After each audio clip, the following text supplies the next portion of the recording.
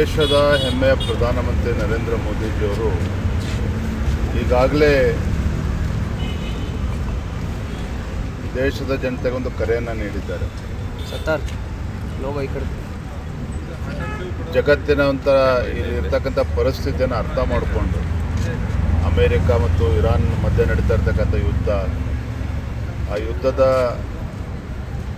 ಪರಿಣಾಮದಿಂದ ಆಗ್ತಾ ಇರ್ತಕ್ಕಂಥ ದುಷ್ಪರಿಣಾಮಗಳು, ಯಾವ ರೀತಿ ಆರ್ಥಿಕ ಸಂಕಷ್ಟ ಭಾರತವು ಒಳಗೊಂಡಂತೆ ಜಗತ್ತಿನ ಬೇರೆ ಬೇರೆ ದೇಶಗಳ ಮೇಲೆ ಯಾವ ರೀತಿ ಪರಿಣಾಮ ಬೀರ್ತಾ ಇದೆ, ಇದೆಲ್ಲದರ ಪರಿಣಾಮವಾಗಿ ಭಾರತದಲ್ಲೂ ಕೂಡ ಪ್ರತಿಯೊಬ್ಬರು ಕೂಡ ಮಿತ ವ್ಯಯದ ಬಗ್ಗೆ ಚಿಂತನೆಯನ್ನು ಮಾಡಬೇಕು, ಗಂಭೀರವಾಗಿ ಮಾಡಬೇಕು. ಮತ್ತು ಸ್ವತಃ ಪ್ರಧಾನಮಂತ್ರಿಗಳೇ ತಾವು ತಮ್ಮ ಏನು ಪ್ರೋಟೋಕಾಲ್ ಇದೆ ಆ ವಾಹನಗಳನ್ನು ಕಡಿತಗೊಳಿಸಿರ್ತಕ್ಕಂಥದ್ದು, ಪ್ರಧಾನಮಂತ್ರಿಗಳ ಅಪೇಕ್ಷೆ ಮೇರೆಗೆ ನಮ್ಮ ರಾಷ್ಟ್ರೀಯ ಅಧ್ಯಕ್ಷರು ಸಹ ಅದನ್ನು ಅನುಸರಿಸ್ತಾ ಇದ್ದಾರೆ. ಮತ್ತು ಇದು ಒಳ್ಳೆಯ ಚಿಂತನೆಯೂ ಕೂಡ ಹೌದು. ಹಾಗಾಗಿ ಈ ನಿಟ್ಟಿನಲ್ಲಿ ಪ್ರಧಾನಮಂತ್ರಿಗಳೇ ಕರೆ ಕೊಟ್ಟಂಥ ಸಂದರ್ಭದಲ್ಲಿ ವಾಹನದ ಬಳಕೆಯನ್ನು ಕೂಡ ನಾವು ಗಮನಿಸಬೇಕಾಗ್ತದೆ.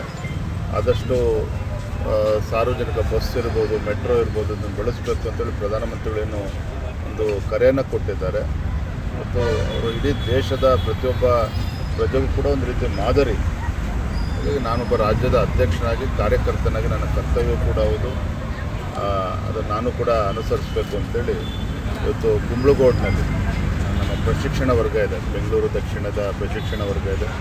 ತದನಂತರದಲ್ಲಿ ರವಿಶಂಕರ್ ಗುರೂಜಿ ಅವರನ್ನು ಭೇಟಿ ಮಾಡಿ ಅವರ ಆಶೀರ್ವಾದನ ಪಡೆದುಕೊಂಡು ಮೆಟ್ರೋದಲ್ಲಿ ಸರ್, ಪೆಟ್ರೋಲ್ ಡೀಸೆಲ್ ಏರಿಕೆ ಆಗಿರೋದ್ರಿಂದ ಪ್ರಧಾನಿ ನೈತಿಕ ಹೊಣೆ ಹೊತ್ತು ರಾಜೀನಾಮೆ ಕೊಡಬೇಕು ಅಂತೇಳಿ ವಿರೋಧ ಪಕ್ಷಗಳು ಆಗ್ರಹ ಮಾಡ್ತಿದ್ದಾರೆ. ಅಲ್ಲ ರೀ, ಆ ರೀತಿ ಪೆಟ್ರೋಲ್ ಡೀಸೆಲ್ ಯಾತಕ್ಕೋಸ್ಕರ ಜಾಸ್ತಿ ಆಗ್ತದೆ ಬೆಲೆ ಗೊತ್ತಿಲ್ಲ. ಹಾಗಾದರೆ ವಿರೋಧ ಪಕ್ಷದವರಿಗೆ, ಕಾಂಗ್ರೆಸ್ನವರಿಗೆ ಪೆಟ್ರೋಲ್ ಡೀಸೆಲ್ ದರ ಜಾಸ್ತಿ ಆಗಿದೆ ಅನ್ನೋ ಕಾರಣಕ್ಕೆ ರಾಜೀನಾಮೆ ಕೊಡಬೇಕು ಅನ್ನುವ ವಾದ ಅವ್ರದ್ದಾಗಿದ್ದರೆ ಸಿದ್ದರಾಮಯ್ಯನವರು, ಡಿ ಕೆ ಶಿವಕುಮಾರ್ 2 ವರ್ಷದಿಂದನೇ ರಾಜೀನಾಮೆ ಕೊಡಬೇಕಾಗಿತ್ತು.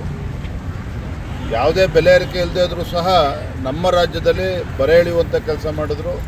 ಪೆಟ್ರೋಲ್ ಡೀಸೆಲ್ ಮೇಲೆ ತೆರಿಗೆನ ಹೆಚ್ಚುಗೊಳಿಸುವಂಥ ಕೆಲಸವನ್ನು ಕೂಡ ಮಾಡಿದರು. 4-5 ಬಾರಿ ಮಾಡಿದ್ದಾರೆ. ಹಾಗಾದ್ರೆ ಎಷ್ಟು ಸಲ ಸಿದ್ದರಾಮಯ್ಯನವ್ರು ಯಾವ ರಾಜೀನಾಮೆ ಕೊಡಬೇಕಾಗಿತ್ತು? ಚಟಕ್ಕೋಸ್ಕರ ಮಾತನಾಡೋದಲ್ಲ. ಜಗತ್ತಿನ ಪರಿಸ್ಥಿತಿ ಏನಿದೆ, ದೇಶದ ಪರಿಸ್ಥಿತಿ ಏನಿದೆ, ಯಾವ ಸಂಕಷ್ಟದಲ್ಲಿ ಇಡೀ ಜಗತ್ತು ಹೋಗ್ತಾ ಇದೆ, ಇದೆಲ್ಲವನ್ನು ಅರ್ಥ ಮಾಡಿಕೊಂಡು ಪ್ರಧಾನಮಂತ್ರಿಗಳು ಒಂದು ಕರೆಯನ್ನು ಕೊಟ್ಟಂಥ ಸಂದರ್ಭದಲ್ಲಿ ನಾವು ವಿರೋಧ ಪಕ್ಷಗಳು ಕೂಡ ಅರ್ಥ ಮಾಡ್ಕೋಬೇಕು. ವಿರೋಧ ಮಾಡೋದಕ್ಕೋಸ್ಕರ ಮಾಡಬಾರ್ದು. ಚುನಾವಣೆಗಳು ಮುಗಿಯೋವರೆಗೂ ಪೆಟ್ರೋಲ್ ಡೀಸೆಲ್ ಹೈಕ್ ಆಗಿದೆ. ಇದಕ್ಕೆ ಚುನಾವಣೆ ಮುಗಿದ ನಂತರ ಮಾಡಿದ್ದಾರೆ ಸ್ಟ್ರಾಟಜಿ. ಹಿಂದೆ ಉದಾಹರಣೆ ಕೊಡ್ತೇನೆ.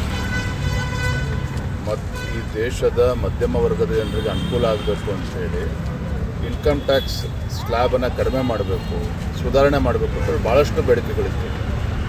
ಇದೇ ಕಾಂಗ್ರೆಸ್ ಪಕ್ಷದವರು ಮಾಡಿದ್ದಾಗಿದೆ.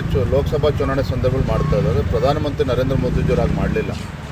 ಲೋಕಸಭಾ ಚುನಾವಣೆ 2 ವರ್ಷ ಮುಂಚಿತವಾಗಿ ಅಂಥ ಒಂದು ಮಹತ್ವದ ನಿರ್ಧಾರವನ್ನು ತೆಗೆದುಕೊಂಡು ಏನು 12 ಲಕ್ಷಕ್ಕೇನೋ ಲಿಮಿಟನ್ನು ಏರಿಸಿದ್ರು. ಚುನಾವಣೆ ಕಣ್ಮುಂದಿಡ್ಕೊಂಡು ಕೇಂದ್ರ ಸರ್ಕಾರ ಆಗಲಿ, ನರೇಂದ್ರ ಮೋದಿಜಿಯವರಾಗಲಿ ಯಾವತ್ತೂ ಯಾವುದೇ ನಿರ್ಧಾರವನ್ನು ತೆಗೆದುಕೊಳ್ಳೋದಿಲ್ಲ. ದೇಶದ ಜನರ ಹಿತದೃಷ್ಟಿಯಿಂದ, ಬಡವರಿಗೆ ಅನುಕೂಲ ಆಗಬೇಕು ಅನ್ನೋ ದೃಷ್ಟಿಯಿಂದ ಯಾವುದು ಉತ್ತಮ ನಿರ್ಣಯ ಯಾವ ಸಮಯದಲ್ಲಿ ತೆಗೆದುಕೊಳ್ಬೇಕು ತೆಗೆದುಕೊಳ್ಬೇಕು. If you like this video, ಬೇಗ ಲೈಕ್ ಮಾಡಿ, ಕಾಮೆಂಟ್ ಮಾಡಿ, ಶೇರ್ ಮಾಡಿ ಹಾಗೂ ಯೋಯೋ ಟಿವಿ ಕನ್ನಡವನ್ನು ಸಬ್ಸ್ಕ್ರೈಬ್ ಮಾಡಿ.